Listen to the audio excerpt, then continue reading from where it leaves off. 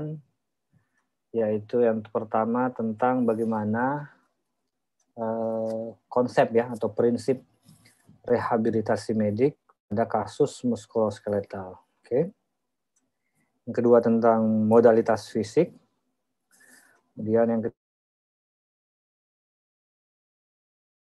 exercise ya atau latihan fisik pada pasien dengan kasus penyakit atau gangguan muskuloskeletal.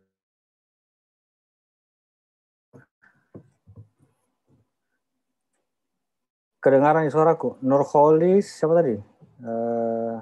Nggak usah di-mute. Nurholis. Sampai dok, kedengaran dok. Oke.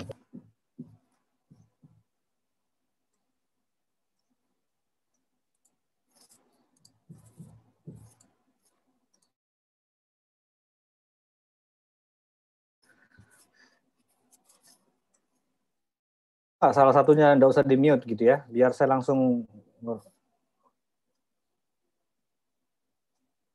Oke, kalau misalnya ini, sambil saya persiapkan slide-nya ya.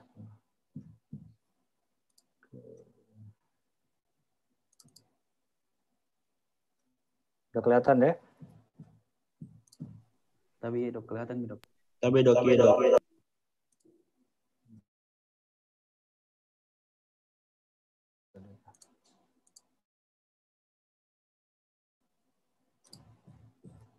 Yang sekarang yang tampil yang ini ya, yang prinsip rehabilitasi medik ya. Tapi iya dok.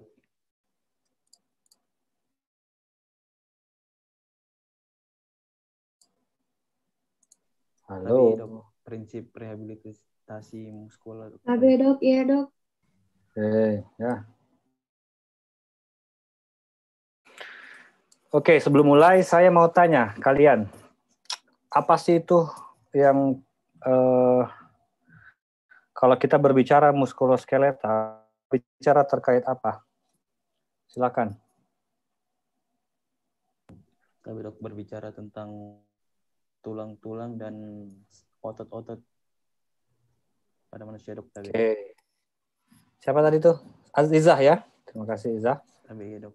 Nah, Izah, jadi berbicara tentang terkait otot maupun tulang tadi ya. Ada lagi yang lain?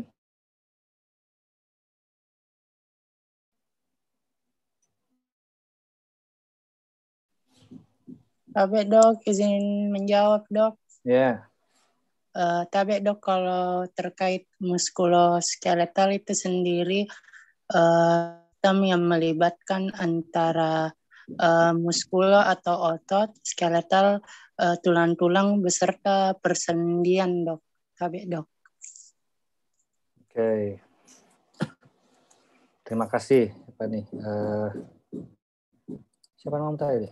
Kelihatan. Ya, ada lagi?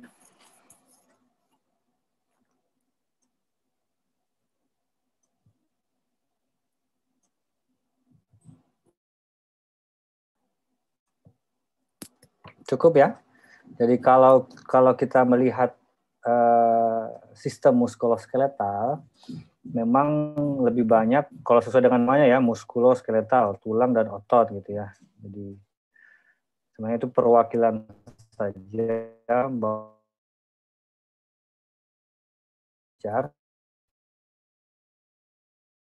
sistem muskuloskeletal dan bagaimana apabila ada gangguan ya pada sistem muskuloskeletal, baik penyakit apa saja, infeksi, mau tumor, mau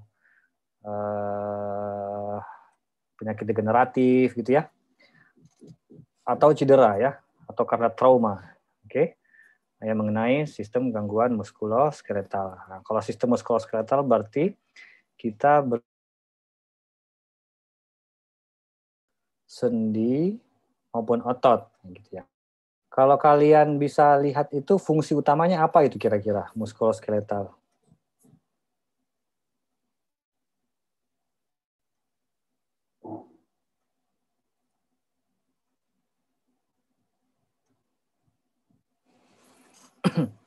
Bergerak,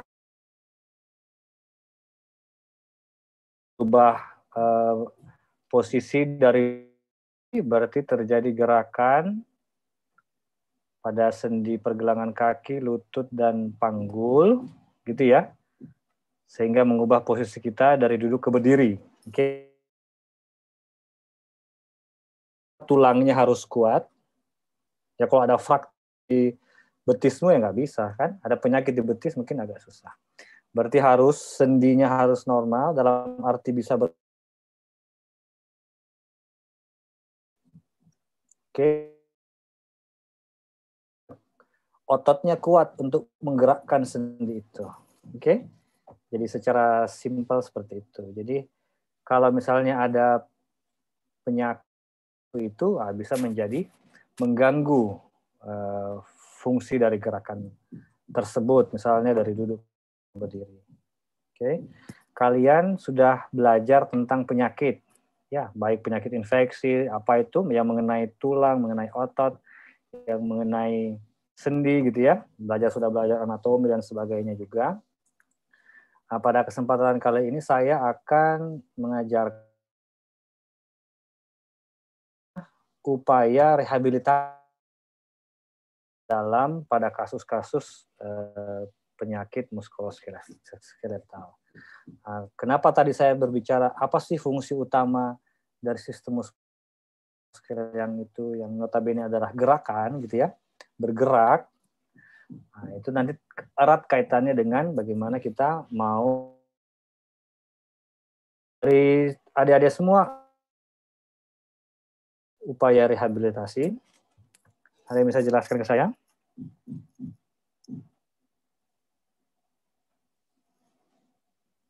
Ayo deh, salah nggak apa-apa, kita diskusi ini. Silakan.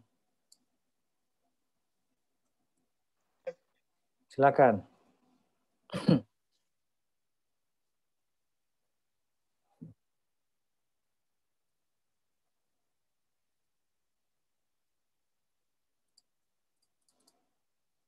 Dapat kembali seperti semula. Nah, kembali apanya yang kembali seperti semula?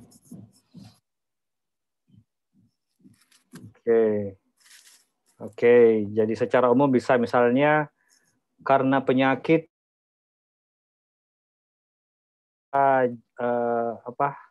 berjalan gitu ya.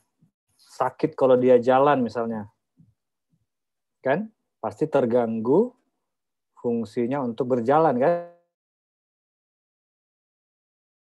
Kalau kita ya otomatis fungsinya juga membaik gitu ya. Tapi pada kondisi tertentu bisa saja ada penyakit tertentu yang nggak bisa diperbaiki penyakitnya, tetapi kita bicara rehabilitasi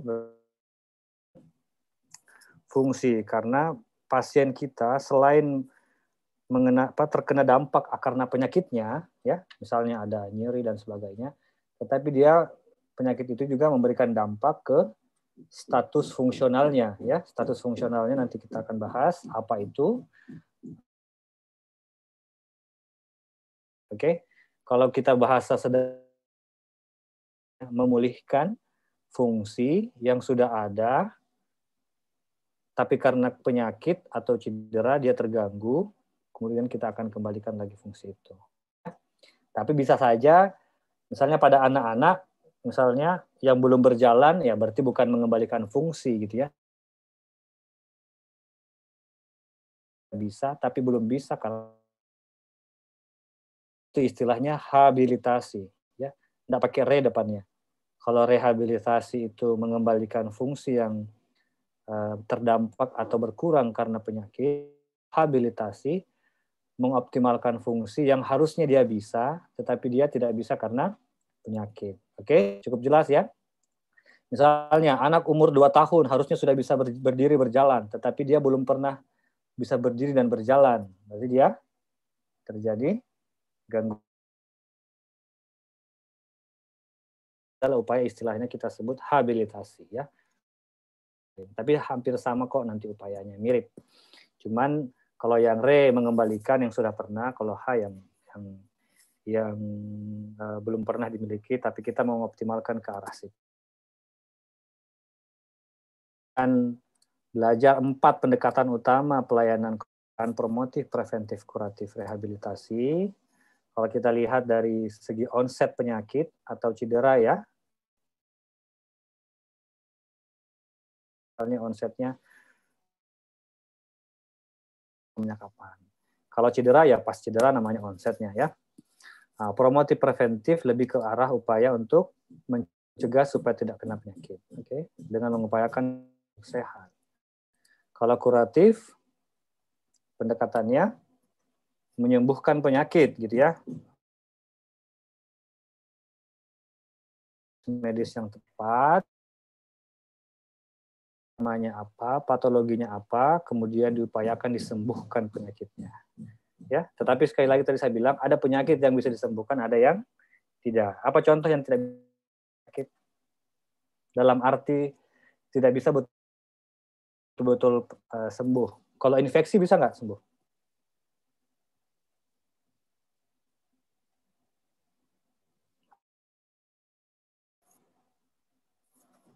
Misalnya osteomyelitis, bisa nggak sembuh?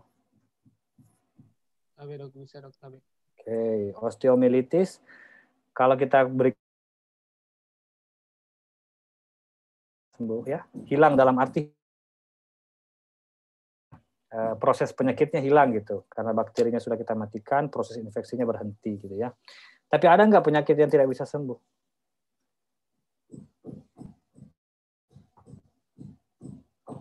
Tabe dok, ada dok. Apa itu? Tabe contohnya penyakit-penyakit yang terjadi akibat mutasi genetik atau kelainan genetik, tabe dok. Oke, contohnya di muskuloskeletal.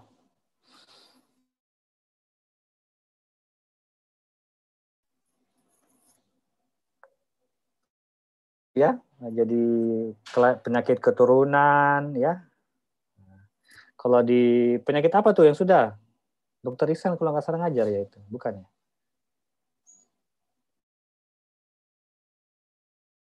Duchenne muscular dystrophy. Penyakit otot keturunan yang tidak bisa disembuhkan. Oke?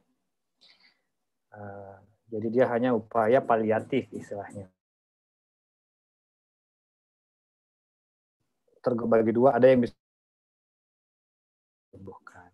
Oke? Ada yang bisa sembuhkan sempurna, ada yang tidak. Kemudian kalau rehabilitasi adalah tadi ya, pemulihan fungsionalnya. Oke. Kalau kita berbicara penyakit, bagaimana kita mendiagnosis penyakitnya apa, patologinya apa gitu ya. Nah, misalnya kalau rheumatoid arthritis, nah, itu berarti nama penyakitnya, patologinya inflamasi dan ada faktor autoimun. Untuk mengembalikan fungsional, berarti kita harus apa-apa dampak kelainan fungsionalnya, oke? Satu tadi saya sudah sampaikan tadi, misalnya bergerak, berubah posisi dari duduk ke berdiri. Cuman kalau kita mau lihat lebih dalam ya, kalau kita lihat fungsional manusia, jadi berbicara tingkat human functioning ya atau ini kita bisa pasti berbicara tentang fungsi dari tingkat seluler. Dan kalau sistem muskuloskeletal maupun fungsinya sebagai sistem manusia dan fungsi manusia tersebut dengan interaksi dengan lingkungannya. Oke? Nah, kalau kita melakukan upaya pemulihan tingkat seluler sampai organ, biasanya itu lebih ke arah kuratif, lebih banyak. Oke? Walaupun istilah misalnya regeneratif medicine, tahu ya regeneratif medicine? Nah, itu juga upaya seperti mirip tapi tingkat di sel, jaringan maupun organ atau sistem organ ya. Oke. Nah, kalau kita berbicara tingkat manusia, misalnya manusia itu normalnya seperti bisa apa deh? Bisa aktivitas apa manusia itu? Bisa berdiri kedua kaki ya. Manusia jalan pakai dua tangan nggak? Enggak kan? Nah, manusia berdiri, jalan dengan bisa pakai daily living sendiri, bisa bicara, ya, bisa makan sendiri. Ya, itu berarti fungsi di tingkat manusia. Oke? Kalau fungsi di tingkat interaksi dengan lingkungan itu kita sebut dengan partisipasi, ya, istilah lainnya.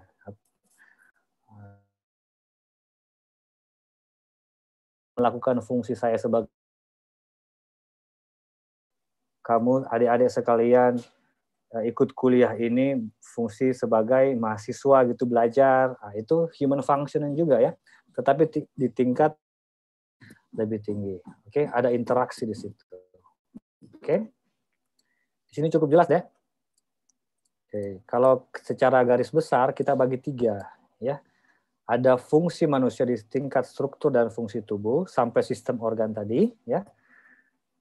Jadi kalau sistem skeletal berarti kita contoh gerakan sendi lutut, fleksi ekstensi, luas gerak sendinya. Kita berbicara fungsi sistem organ sendi lutut gitu misalnya. Oke? Tapi dok, maaf dok, tapi dok,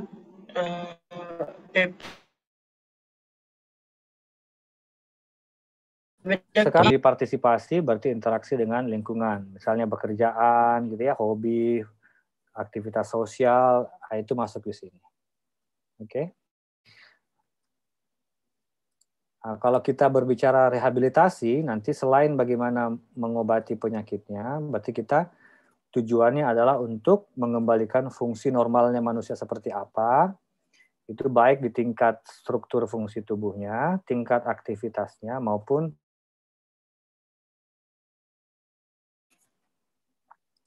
tapi dok, iya dok.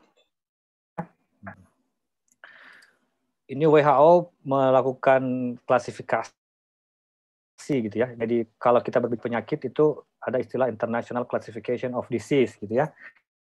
Nah, kalau ini International Classification of Functioning. Jadi berbicara bahwa manusia itu juga punya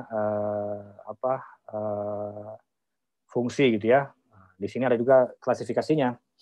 Nah, di penyakit, kursor saya bisa kelihatan nggak ini? Tapi dok. Tapi dok bisa dok. Okay. Health condition ini, kalau sehat ya berarti dia body function-nya bagus, bisa partisipasi dengan baik. Tapi begitu ada penyakit, maka dampak gitu ya. Nah, strukturnya apa? Kalau kita berbicara muskuloskeletal, berarti bisa gangguan pada tulang, bisa gangguan pada sendi, saja tergantung. Oke.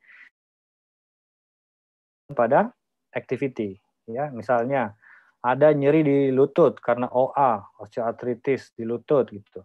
Dia akan menyebabkan misalnya activity, kalau dia jalan sakit gitu, ada antalgic gait, berarti dia terganggu aktivitas berjalannya akibat adanya gangguan pada sendi lututnya. Oke. Oke. Kemudian kita lihat fungsi partisipasi. Nah, tergantung penyakit. Maaf, bukan penyakitnya. Tergantung pasiennya, misalnya kalau dengan pekerjaannya. Oh, dia adalah seorang pekerja yang satpam, harus ronda jalan keliling kampung. Otomatis aktivitasnya adalah jalan kan? Kalau dia ada sakit di lutut, kemudian harus jalan, terganggu nggak fungsi partisipasinya? Atau pekerjaannya sebagai satpam? Pasti terganggu kan? Nah, jadi upaya rehabilitasi itu dan sebagainya itu kita perbaiki. Selain itu kita juga memperbaiki activity maupun dengan seiring dengan menyembuhkan penyakitnya, atau walaupun misalnya tadi penyakit saya bilang tadi ada yang tidak bisa disembuhkan,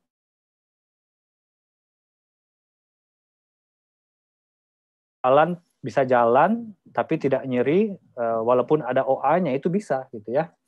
Nah, itu yang kita upayakan.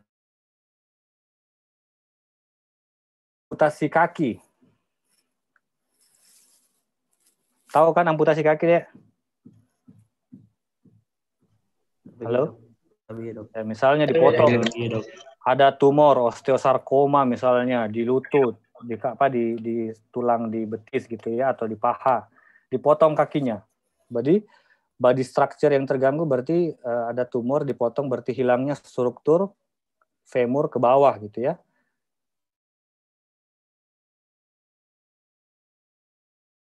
Bilikan hilang kan? Oke, berarti dia terganggu apanya, Dek? Kalau nggak ada kakinya satu? Tapi dok aktif. Jalan, dok. Nah, Berjalan, dok. Jalan. Dia nggak bisa berjalan ya, paling dia bisa lompat satu kaki, lompat-lompat gitu kan. Nah, kalau masih muda masih bisa, kalau orang tua pasti nggak bisa. Dan pasti terganggu, kan nggak normal juga kan? Normal nggak itu aktivitinya? Kan nggak mungkin. Dia pasti melompat, nggak bisa berjalan kan? Terus partisipasinya ya tergantung pekerjaannya apa. Bisa nggak kita kembalikan aktivitinya walaupun tidak ada kakinya?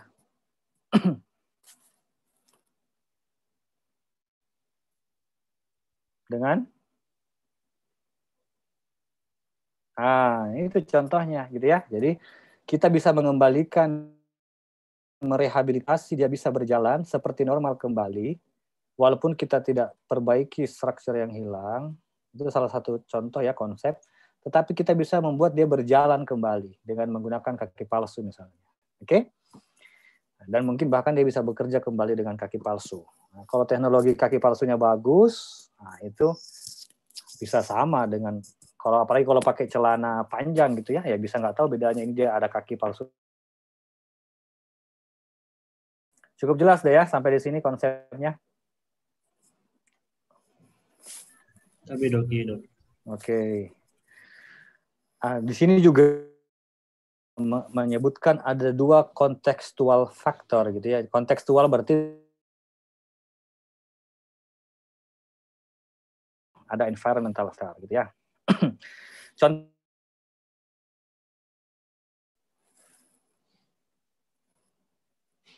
dia pasien yang tidak mampu, tapi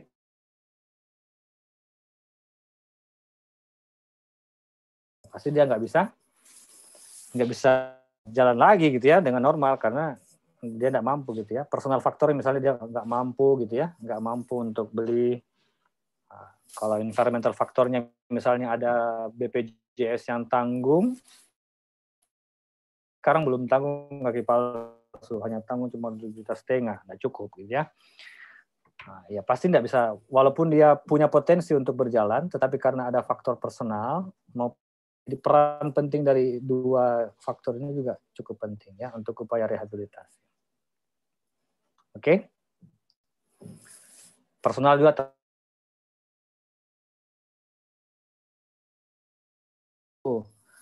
sudah dia di rumah saja gitu, nggak mau kerja, sudahlah malas-malasan ya, bisa saja dia terganggu, misalnya fungsi dia malu, misalnya jalannya agak pincang gitu, nggak mau kelihatan orang, nggak, akhirnya dia nggak mau, dia bisa beraktivitas di rumah tapi nggak mau partisipasi. Nah, itu juga termasuk faktor yang lain.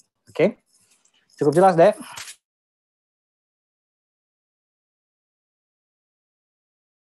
Di sini karena waktu kita juga terbatas, jadi kita level 3 level ini. Yang penting kalian tahu bahwa menangani pasien itu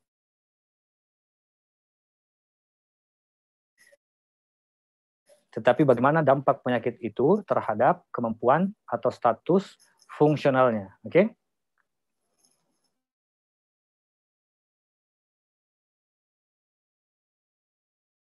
Amputasi misalnya ya, instabilitas sendi, nah itu semua body structure atau function yang kemungkinan terjadi. Connectivity ya lebih banyak gerakan, misalnya berjalan gitu ya, berubah posisi dari duduk ke berdiri, jongkok, ya tergantung pekerjaannya. Oke? Jadi kalau kita lihat tadi, penyakit itu bisa menyebabkan pastinya tadi ya, yang kita sebut dengan disabilitas ya atau gangguan fungsional. Oke.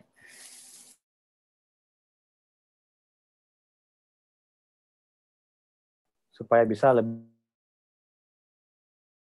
Ini istilahnya ya, kalau gangguannya di tingkat body function and structure itu impairment ya. Kalau ini tinggal tambahin aja limitation, terbatasan aktivitas sama masalah. Oke.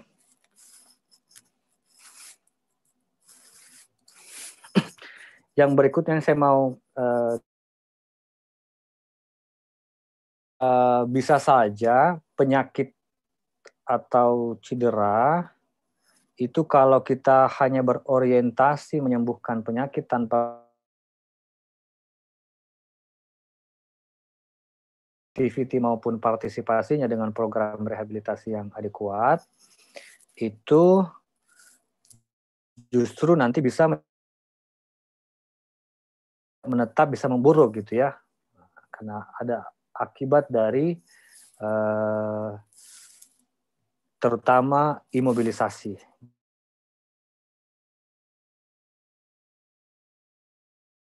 Contoh kasus ya, salah satu penyakit ya.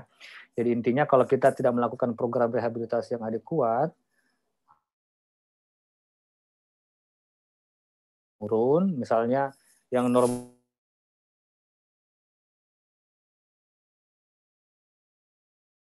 lebih banyak tempat tidur, misalnya kalau sakitnya lumayan berat, nah, itu akan menjadi komplikasi nantinya ya. Ya nih ya, satu toh kasus.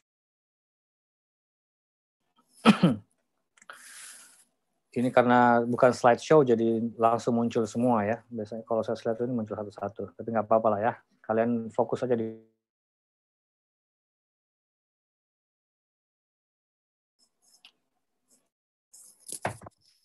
Ada yang bisa jelaskan ke saya? Kan sudah belajar toh? Saya minum dulu.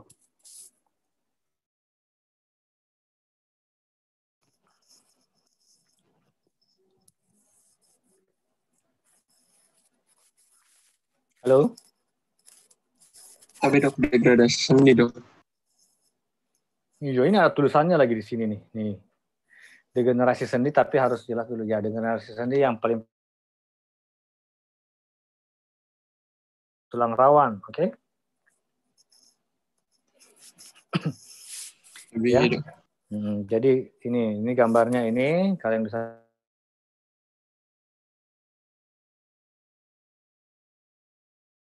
sendi namanya tulang rawan gitu ya, yang menutupi ujung tulang di sendi gitu ya. Dia berfungsi sebagai bantalan gitu ya.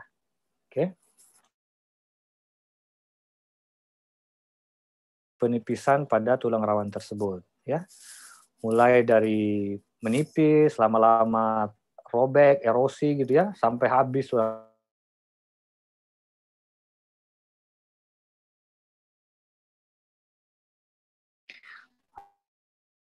Seperti ini pasti awalnya mungkin tidak menimbulkan keluhan pada pasien kalau masih ada ininya ya.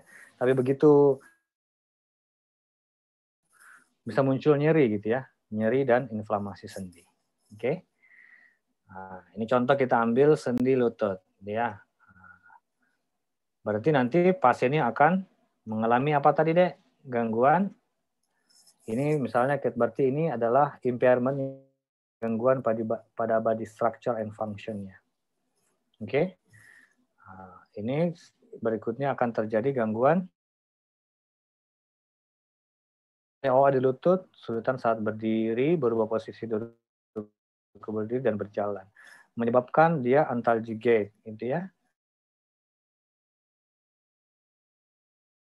Antalgic gait misalnya, atau kurang menuruti tersebut, itu akan mengalami komplikasi sekunder, gitu ya.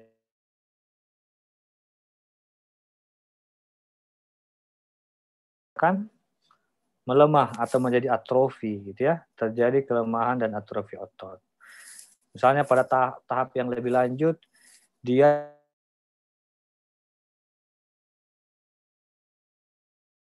pada sendi lutut. Ya. Karena kalau sendi itu kalau nggak digerakkan dia akan menjadi kaku. Karena sunatullahnya sendi itu harus bergerak gitu ya. Begitu dia tidak digerakkan akan menjadi kaku dan bisa terjadi kontraktur. Kalau kontraktur berarti tidak bisa digerakkan lagi ya. Kalau kaku ya masih digerakkan, bisa digerakkan tapi kaku. Tapi kalau kontraktur sudah nggak bisa digerakkan lagi. Atau bahkan bisa terjadi ini genu apa namanya dek? Deformitasnya ini kalau lutut ini yang saya tampilkan.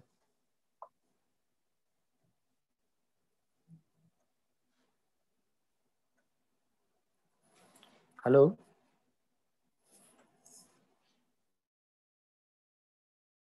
Halo, suara saya kedengaran?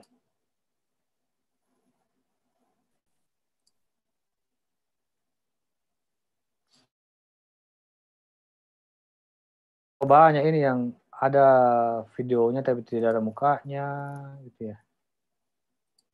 Kenapa ini semua? Ada nggak kasih aktif videonya?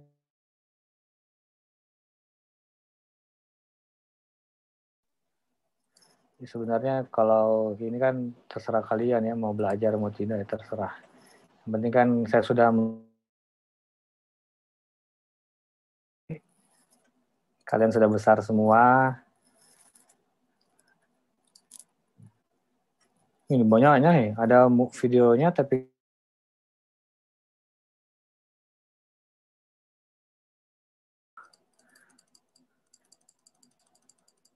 sekarang saatnya kalian itu waktunya belajar gitu ya. Mahasiswa itu kan bagaimanapun juga tugasnya belajar. Nanti kalian cita-citanya kan kalau belajar.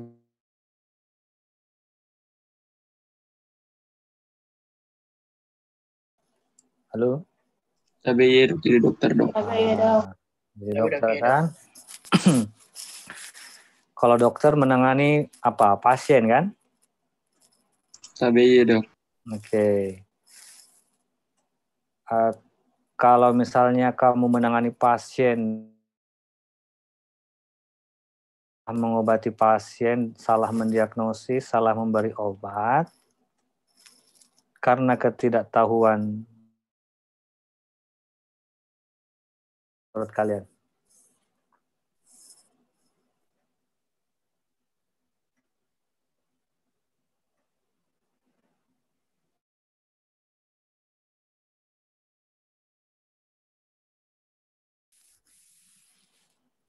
Bagaimana?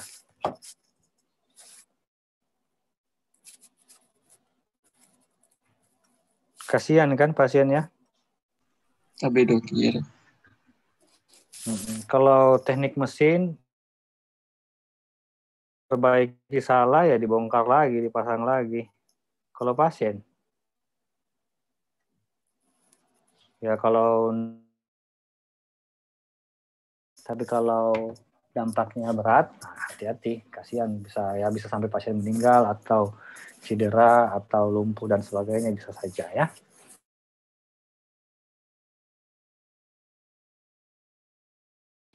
Jadi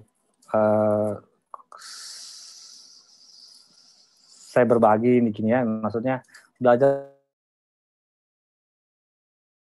itu kalian sudah, walaupun waktu jadi dokter saya pun sampai sekarang masih belajar, jadi kan ilmu pengetahuan juga semakin bertambah. Jadi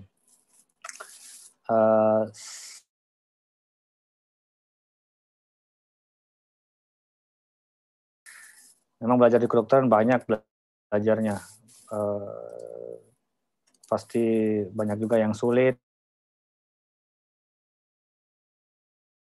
Karena sunatullahnya manusia itu kalau belajar mungkin ada IQ-nya rendah, tapi kalau diulang-ulang pasti bisa kok. Ada mungkin anak yang belajar satu kali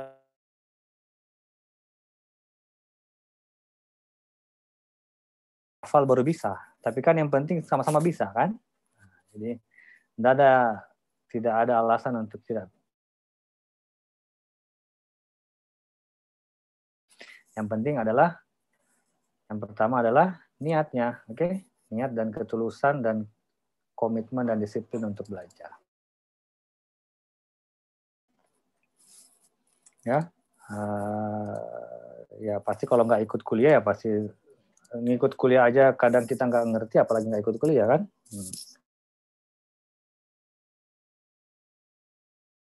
Apa ini deh? Kalau kalian melihat ini deformitas apa ini? Tabe dok. Tabe dok, bagus dok. Apa? Salah satu saja. Apa? Tabe dok, deformitas genovarus dok tabe. Varus gitu ya. Apa tadi? Varus ya. Normalnya manusia sedikit valgus, sedikit 5-10 derajat valgus. Kalau ini dia varus gitu ya. Sudutnya ini yang di atas femur, terus yang tibianya ke dalam gini. Keluar gitu ya. Nah, ini berarti dia varus. Nah, paling banyak pada Y itu deformitas varus. Yang kirinya agak masih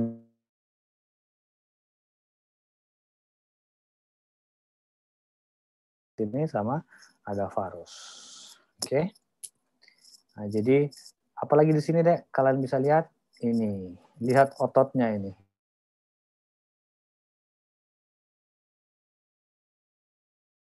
Nah, atrofi dan lemah. OA bisa menyebabkan atrofi otot enggak secara langsung? Karena dia masalahnya tadi di tulang rawan kartilage saja. Tetapi karena misalnya dia nyeri di sendi, dia jarang memakai, dia jalan-jalan, terus pada saat dia jalan dia hanya menumpuk sebentar di kaki kanan, lebih banyak menumpuk di kaki kiri, otomatis dia jarang otot ini dampak sekunder tadi yang saya bilang. Kalau ini kita tidak perbaiki dengan baik, OA-nya ini bisa semakin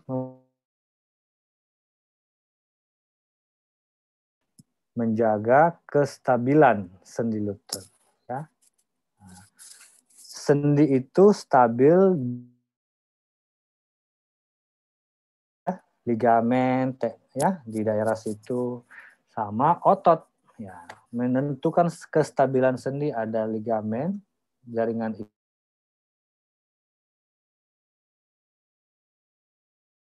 Jadi kalau ototnya tidak stabil, otomatis lebih gampang proses degeneratif ini ya.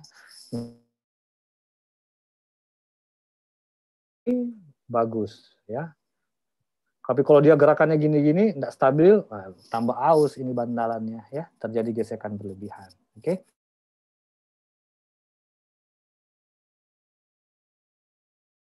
Pemulihan pada pasien ini hanya melihat nyeri sendinya saja, hanya melihat degenerasi kartilanya saja, tetapi tidak mengoptimalkan pasien ini bisa berjalan kembali dengan normal, itu akan menjadi tidak adekuat upaya rehabilitasinya, dia akan semakin memburuk justru ya. Oke. Rehabilitasi bagaimana kita secepat mungkin pasien itu, misalnya kalau dia jalannya terganggu, satu kaki lebih banyak, itu harus kita pulihkan cepat. Karena kalau enggak nanti atrofi ototnya di daerah situ, terjadi asimetri. Cukup jelas deh. Jadi kalau pasien ada gangguan berjalannya, harus semakin cepat kita harus perbaiki jalannya.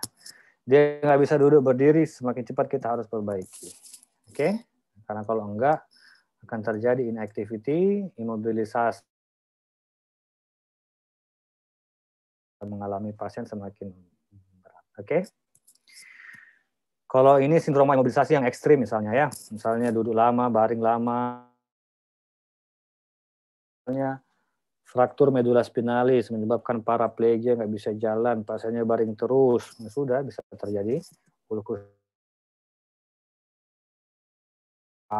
pneumonia. Ini kalian cukup tahu saja bahwa dengan berbaring saja itu bisa menyebabkan penyakit baru, ya, masalah baru. Oke?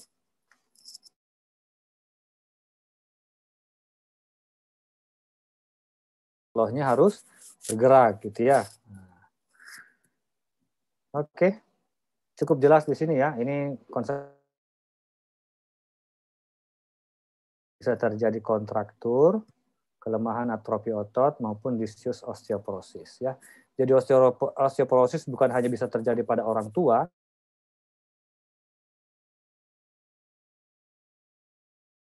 harusnya kena beban. Begitu dia kena beban, dia terjadi osteoporosis. Oke? Dan lain-lain sebagai informasi tambahan.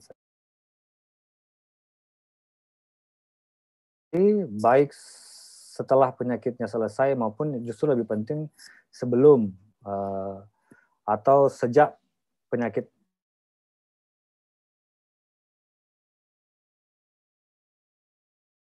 baru dipulihkan, tetapi bersamaan dengan itu. Oke? Karena kalau menunggu sampai sembuh penyakitnya belum tentu dampak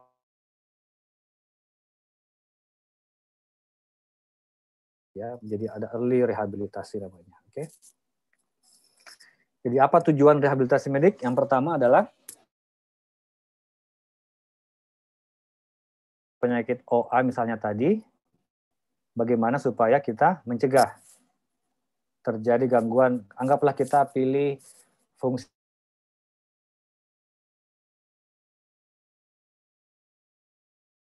supaya jalannya tidak berubah gitu. Oke? Atau memperlambat progresivitas gangguan fungsinya ya, yang awalnya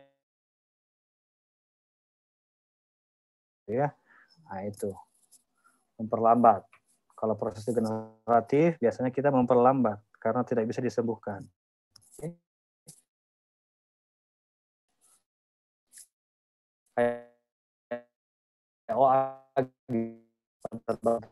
Kuat dan umumnya upaya utama kita adalah memperlambat. Kemudian mempertahankan, dan intinya adalah supaya dia mempunyai atau bisa melakukan aktivitas dan partisipasi yang lebih baik. Oke?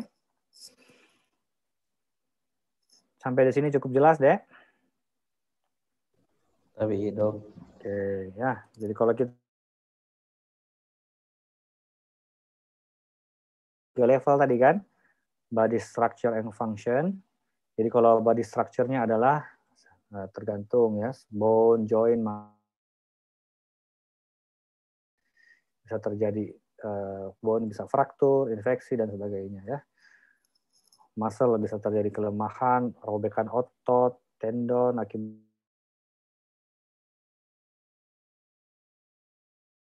sendi, stabilitas sendi, kekuatan otot, ya ini semua bisa terganggu pada jalan. Activity ini partisipasi tergantung Pak. Ini apa ini? Ini coba saya slide show bisa nggak ya? Ini saya bilang tadi ya, jadi sendi itu bergerak seperti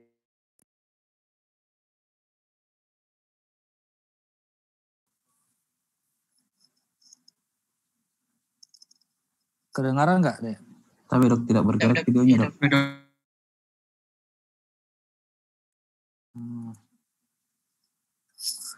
Apa saya harus begini ya? Coba share screen. Kenapa ya?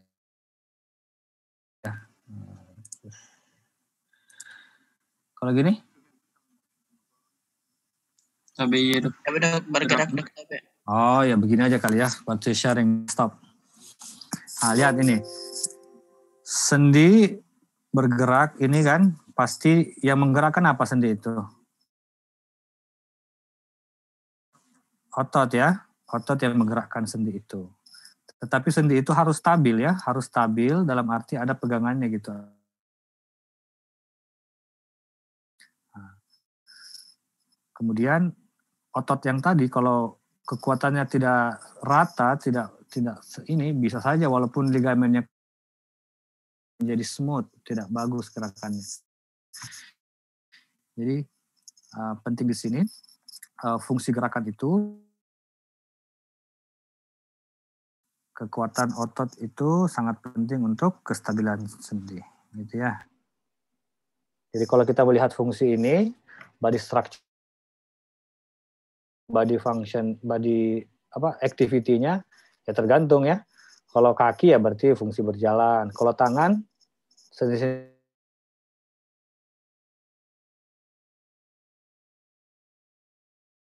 hanya bengkak dan sebagainya, mungkin saja kesulitan memakai baju ya.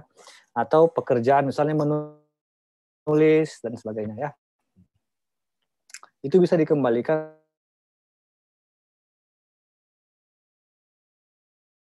Contoh misalnya ya. Jam berapa sekarang? Dok, jam 2.03 dok. 2:03 dok. Nah, jam 2 ya.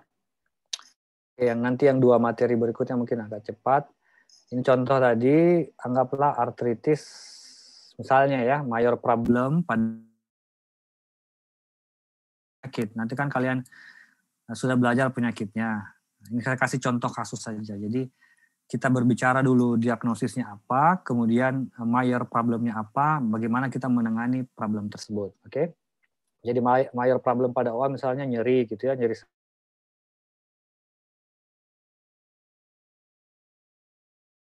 kelemahan dan atrofi otot. Apa upaya rehabilitasi adalah upaya untuk misalnya ini deformitas tadi ya. Kalau neck gitu ya. Kalau OA misalnya ini botonere ya. Atau ini ulnar deviasi. Ini bisa semua terjadi pada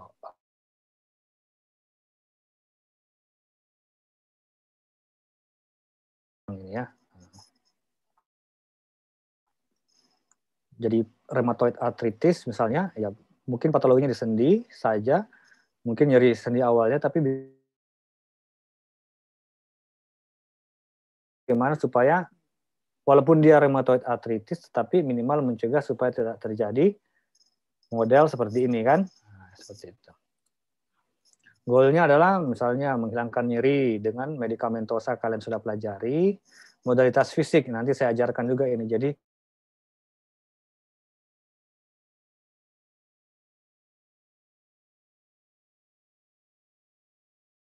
ada efek terapeutiknya ya, misalnya mengurangi nyeri.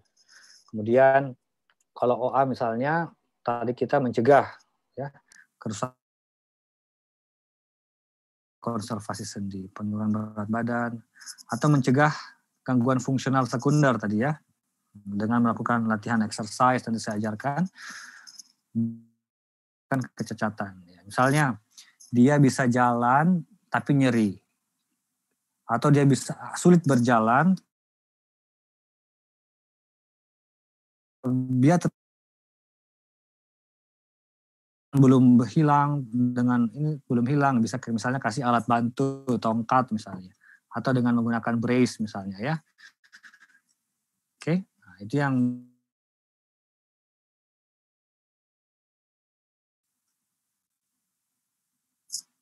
tujuan utamanya apa tadi? Apa deh? Tabedok mengembalikan fungsi. Oke, mengembalikan fungsi di tingkat apa tadi? Di tingkat struktur dan fungsi tubuhnya, di tingkat aktivitasnya, dan di tingkat partisipasinya. Ya, oke. Misalnya tadi tingkat aktivitas berjalannya, kalau nyeri sekali nggak bisa jalan, pakai alat bantu, tongkat atau knee brace, dia bisa jalan lagi dengan nyerinya nggak terlalu berat gitu ya.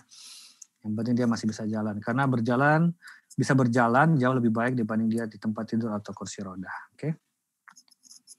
Dan akhirnya meningkatkan kualitas hidupnya. Ini contoh-contoh intervensi non farmakologis ya. Kita bisa baca. Ini contoh misalnya, joint konservasi atau proteksi itu sangat penting pada kasus muskuloskeletal. Ya. Jadi misalnya nyeri di lutut pada saat menumpu di situ. Berarti ada masalah kan? Berarti harus kita respect bahwa ada masalah di situ. Dan harus menghindari gerakan-gerakan yang menyebabkan tekanan di sendi itu dan akhirnya menyebabkan nyeri yang berlebihan, itu harus dihindari. Supaya tidak terjadi proses yang lebih lanjut. Misalnya tadi kartilagonya atau tulang rawannya menipis. Kalau kita suruh jalan, lompat, pasti tambah cepat, hancur gitu ya. Nah, jadi penting untuk menjaga atau memproteksi lutut tersebut atau sendi tersebut ya. Ini kalian bisa baca ya. Contoh misalnya pasien OA Geno gitu ya. Dia toiletnya di rumah, toilet jongkok. Bayangkan ini, kalian lihat ini posisi jongkok ini sebelah kiri bawah. Itu tekanannya itu bisa sampai 5 sampai 6 kali gitu ya. Tekanan di lutut dibanding dia berdiri. Ya. Jadi berat badan itu betul-betul tekanannya tinggi sekali di sendi lutut pada saat jongkok. Oke? Kalau pasiennya OA kamu kasih obat nyeri, kamu kasih modalitas fisik, tetapi kamu tidak edukasi pasiennya, dia tetap buang air besar jongkok, tambah rusak sendi lututnya. Oke? Jadi penting untuk mengedukasi pasien untuk joint protection. Ya, misalnya merekomendasikannya dengan toilet duduk gitu ya. Nah, karena posisi duduk begini otomatis sendi lututnya tidak terbebani. Nah, ini salah satu penting adalah contoh joint protection gitu ya. Oke, kadang pasien tidak bisa berak, tidak bisa BAB dok kalau bisa duduk begini. Karena ini ya bisa dimodifikasi kan. Nah, dosa duduk terus dikasih di kakinya, jadi bisa tetap bengkok gitu ya. Tetap fleksi lututnya karena memang posisi seperti ini paling bagus sudut rektoanal gitu ya untuk buang air besar dengan seperti jongkok seperti ini. Tapi kan kita bisa modifikasi. Yang saya tunjuk ini gambar orange itu kan mirip dengan jongkok sebenarnya, tapi dia posisi duduk dengan ada tumpuan di kaki ya. Oke. Misalnya cara naik turun tangga, kalau OA Geno misalnya ini, kalau lututnya yang sakit yang kiri, kalau naik tangga harus pakai sisi yang sehat dulu. Kalau turun tangga, sisi yang sakit dulu. Ya, itu contoh edukasi. Sholat, kalau sholatnya duduk nggak bisa, ya harus sholat biasa nggak bisa, sholat duduk aja dulu. Ya, ini penting, terutama pada penyakit-penyakit degeneratif, misalnya pada OA. Karena kalau begitu dia paksa terus, bisa tambah rusak sendi lututnya. Oke. Penggunaan modalitas fisik nanti bisa di sini juga saya ajarkan tentang modalitas fisik. Selain obat-obatan ada modalitas lain ya, dengan memanfaatkan fenomena fisika, misalnya ini terapi cahaya dengan laser, terapi hangat dingin ya, atau TENS itu bisa mengurangi nyeri. Exercise ya, jadi misalnya tadi sendi itu sangat penting kestabilan otot. Begitu ototnya mengecil atau lemah, sendinya menjadi tidak stabil. Jadi sangat penting untuk melatih kekuatan ototnya. Karena tidak ada obat yang diminum untuk menguatkan otot. Ya. Harus dengan exercise, gitu ya, latihan fisik, latihan penguatan misalnya. Oke. Ini contoh nih brace ya. Ini contoh, misalnya joint protection juga ini ya. Mungkin OA grade 3-4, nyerinya agak sudah dominan sekali. Kenapa banyak sekali yang izin ke toilet ini? Oh ya. Oke. Grade 2-3 misalnya ya, atau 3-4 nggak mau operasi, ya bisa pakai brace ya. Tergantung kebutuhannya, seberapa stabil yang dibutuhkan brace-nya ya. Ini yang ringan, ini yang berat. Ini contoh knee brace ya, di hip juga ada, di ankle juga ada, di pergelangan tangan juga ada ya, semua ada ya. Ini contoh, saya kasih contoh lutut ya. Supaya nggak terlalu luas berbicaranya, kita coba fokus di daerah lutut saja ya. Karena kalau mau bahas semuanya setengah mati. Nah ini contoh misalnya tadi, lihat tadi masih ingat tadi ada ulnar deviasi kan? Nah ini bisa ada ortosis juga untuk mencegah ulnar deviasi, mencegah swan neck. Nah ini bisa ring ortosis gitu ya, supaya mencegah dia nggak seperti tadi ya, gambar yang sebelumnya. Alat bantu jalan misalnya dengan tongkat gitu ya, tergantung. Banyak macam alat bantu jalan, ada yang cane, ada yang tripod, quadripod ini, ada yang pakai seperti walker begini ya, tergantung kemampuan pasiennya. Oke, sampai di sini ada yang bertanya, Dek? Cukup jelas ya, jadi pertama, penting untuk mendiagnosis medis penyakit yang kalian sudah pelajari semuanya tadi di sebelum dosen sebelumnya ya, selain saya. Nah, saya membekali kalian dengan penting juga mendiagnosis kelainan atau gangguan fungsional ya. Di tingkat body structure tadi yang namanya impairment, di tingkat activity, limitation, maupun limitasi partisipasinya. Dan bagaimana kita berusaha untuk mengembalikan fungsi itu. Oke? Baik dengan memberikan obat, edukasi, misalnya tadi dengan joint protection, kemudian therapeutic exercise, ya, exercise latihan fisik, maupun modalitas fisik, ataupun misalnya kayak alat bantu gitu ya, ataupun brace misalnya ya. Ada yang mau bertanya, Dek? Silakan. Saya minum dulu.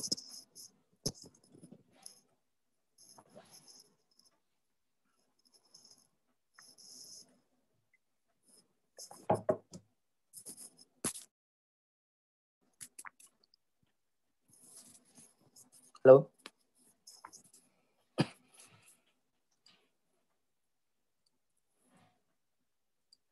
Kok hening?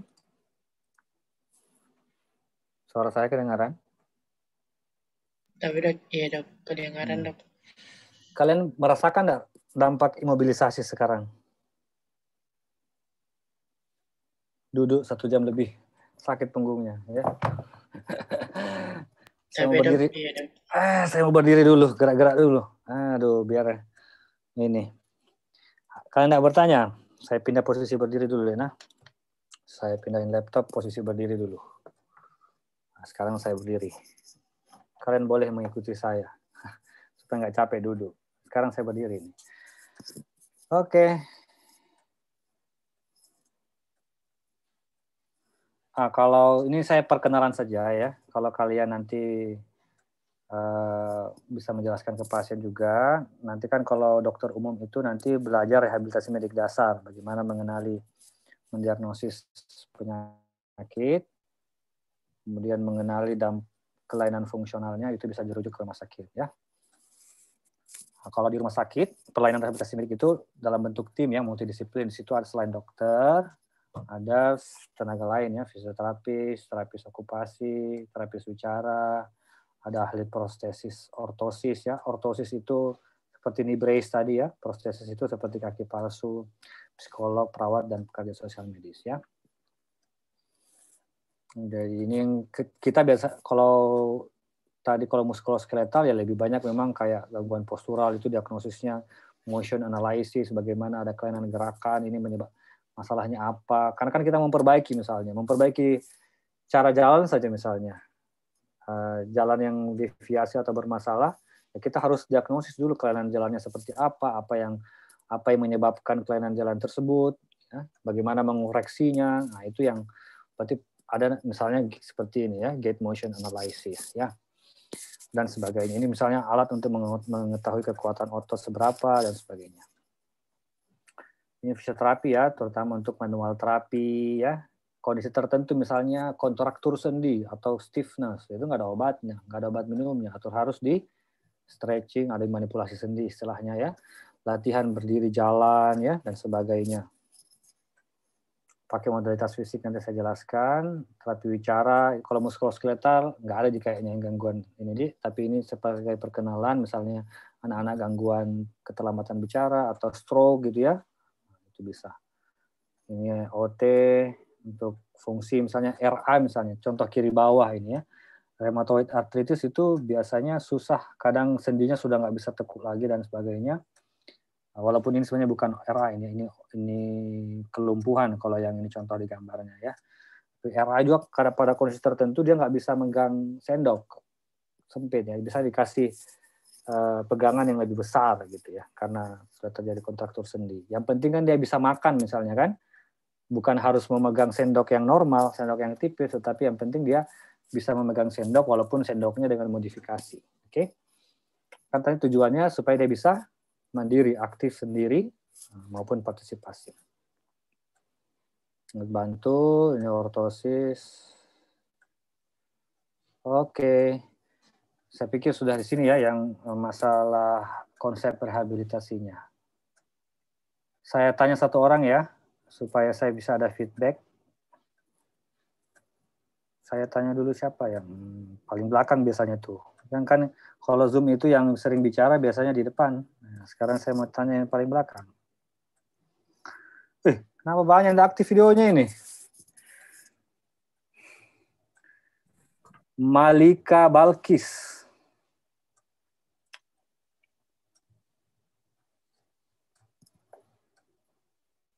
Halo, Malika Balkis. Saya mau feedback ini, karena kalau enggak nanti saya dibilangin cara mengajarku yang salah atau kurang kan saya bisa tahu tuh. Kalau misalnya ada yang lebih banyak nggak tahu, berarti mungkin sayanya yang salah menjelaskan. Siapa tadi? Balkis. Mana Balkis?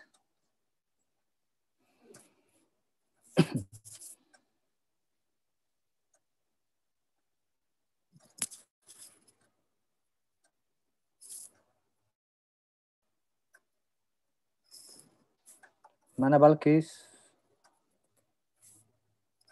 Halo, ketua kelas, mana Balkis? Ada di temanmu namanya Balkis toh? Saya lihat ada namanya Balkis. Tapi dok, iya dok, ada dok. Mana dia? Kenapa tidak muncul?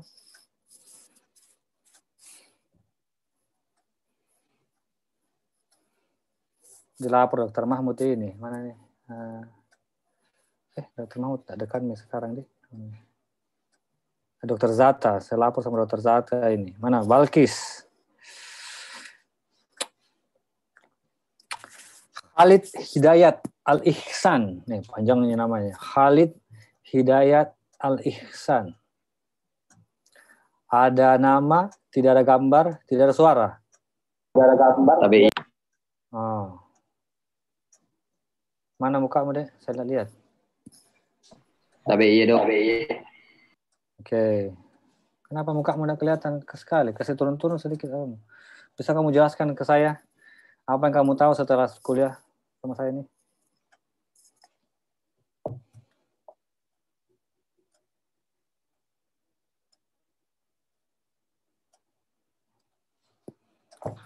Khalid?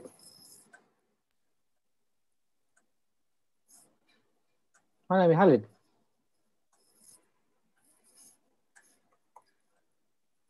Khalid Hidayat Al-Ihsan 043.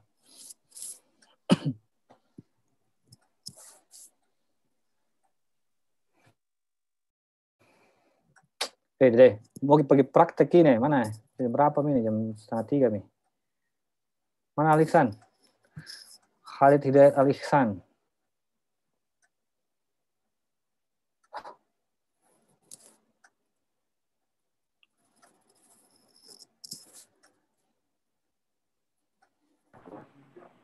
Tapi dok, bisa ketahui dok, tapi rehabilitasi dilakukan untuk mana muka? Tapi dok rehabilitasi dilakukan untuk mengoptimalkan pengembalian fungsi dari bagian tubuh dok, kemudian meningkatkan body dan struktur, tingkat aktivitas dan tingkat partisipasi dok.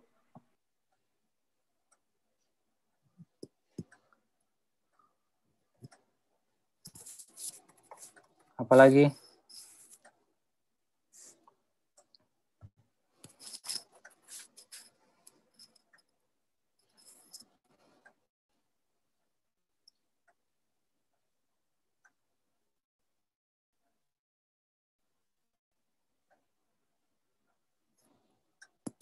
Siapa lagi satu?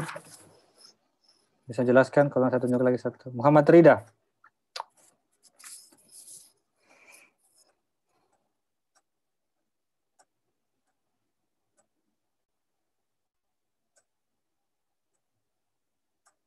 Kenapa jadi 93 Mami ini yang aktif? Hah? Tadi lebih 100 ya ketua kelas. Bagaimana ini ketua kelas? 92. Ini bilang gara-gara ini dia lari semua. Hah? Keluar. Saya videokan lagi ya. Saya videokan lagi.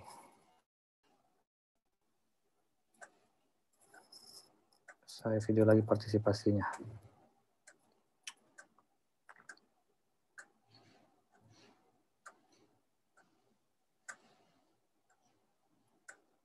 Mana ya? Saya panggil tadi. Yuki Heriwani. Ini kalau kayak begini kuliah moodnya dosen berubah. KBI dok. Mana kok dek? Apa kau bisa jelaskan dan apa yang saya sudah jelaskan?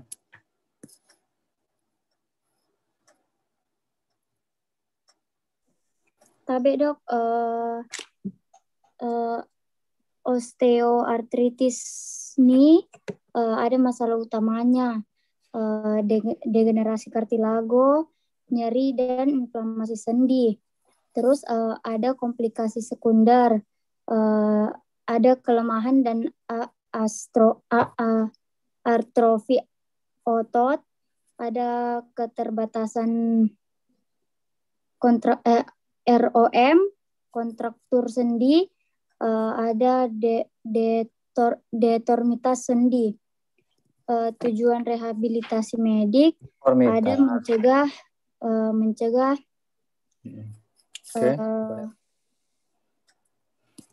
disabilitas, memperlambat kehilangan fungsional, ada mempertahankan fungsi yang masih ada. Tujuan utamanya itu mengembalikan fungsi.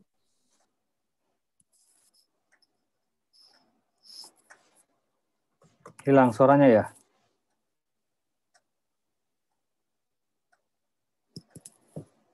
Halo? Tapi dok, ada aja dok. Hilang suaranya. Atau Rifka, coba Rifka Amalia. Coba kamu dek. Tapi iya dok.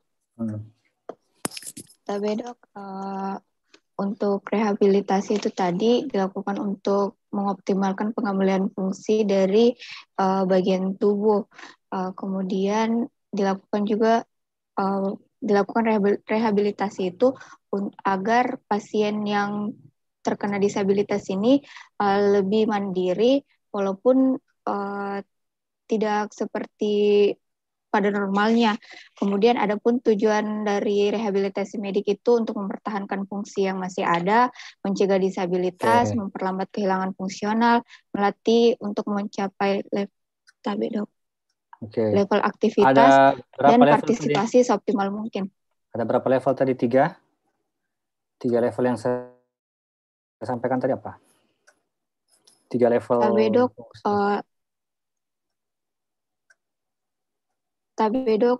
Fungsi hubungan fungsi dengan lingkungan itu untuk partisipasi individu dalam aktivitas, kemudian organ atau jaringan itu struktur dan fungsi tubuh. Oke, sip lah ya. Jadi saya anggap sudah Rifka cukup mengerti, jadi saya harap yang lain juga bisa ya. Minimal itu tadi ya, konsep yang tadi. Jadi selain apa tadi Rifka, selain kita mendiagnosis penyakitnya harus mendiagnosis gangguan fungsionalnya, oke? Yang terjadi. Baik di tingkat level body structure and function-nya yang kita sebut dengan impairment, di tingkat activity maupun di tingkat partisipasi. Oke? Dan bagaimana mengoptimalkan itu baik dengan menyembuhkan, mengobati patologinya atau dengan adaptasi, modifikasi seperti joint protection tadi atau dengan alat bantu seperti tongkat tadi ya atau knee brace ya dan sebagainya ya. Oke, berikutnya bahas apa lagi nih kita?